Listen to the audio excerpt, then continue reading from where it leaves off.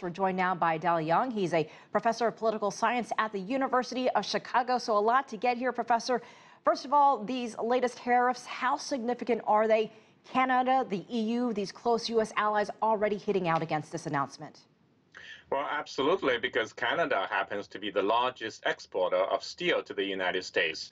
So is Brazil at 13%. In contrast, China actually is a minor player in terms of the export of steel to the United States and doesn't rank even in the top 10. So what is next and globally affecting other industries? You know, many inside the Trump administration and members of Congress, even Republicans, are against these steel and aluminum tariffs. What are the wide-ranging consequences? Well, I think the key issue is really precedent and how widespread this type of action will be, because already the administration has imposed tariffs on in other areas, aluminum, foil, and also solar products. And in those cases, if this kind of action spread, if the U.S. trade partners actually retaliate, then it could be very, very depressing for global trade. And of course, we do know, and for many people, especially for the Republican Party, the memories of the Great Depression are searing. And in that sense, actually, the U.S. is not leading free trade and open trade, but instead, actually, those could be seen as beggar thy neighbor policies. So could consumers see higher prices if all of this goes through and we do see retaliation tit for tat among various parties here? Well, certainly, and it depends on the size, how much actually of the steel would be affected, and also how long would it stay.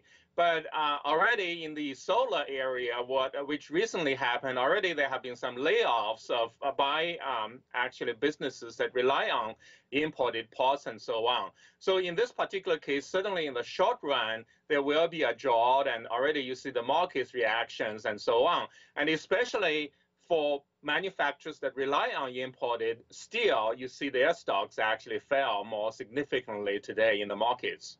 You mentioned that China may not be as affected as other countries regarding steel, but how would you describe the current state of China-U.S. trade, and how could these latest tariffs impact what's been going on the last several weeks?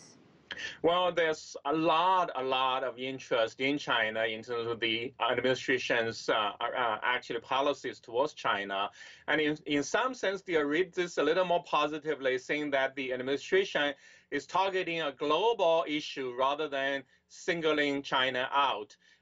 Vice Premier in waiting, Mr. Liu He, is actually visiting Washington, and he is going to be taking a tremendous interest in this issue. But at the same time, China has been studying possible actions in retaliation against the U.S., and perhaps even on the issue of steel, China would be actually taking some action. But the Chinese side will be taking some solace in the fact that China is not the largest exporter of steel to the United States, that Canada and the EU and other countries have already spoken out. So China would not be seen as leading the fight against the United States. And I think there is a little bit of a silver lining at this point in saying that, oh, let's talk, let's try to work this out. And suddenly China takes it